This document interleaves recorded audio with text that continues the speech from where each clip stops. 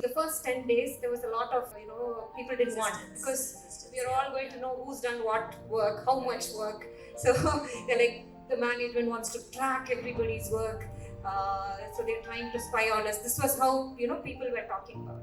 But then, however, we coaxed them and we told them, let's just pilot, we're not going to do anything. The data is not going to be used for anything else.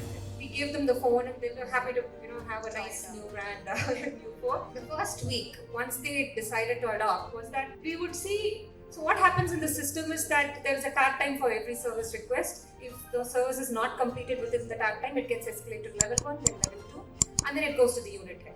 So what we were seeing is that all the requests were closed within the tag time, right? However, we were getting patient complaints saying that we did not get this service.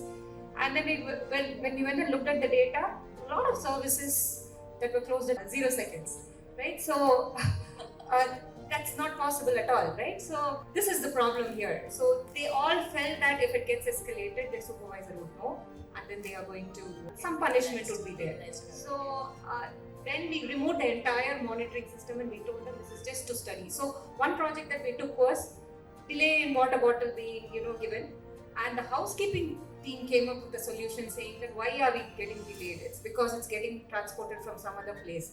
So they moved the entire storage system into the floor, and then they started distributing it. So today we have more than 100 small projects that was picked because of the data that we got from the platform.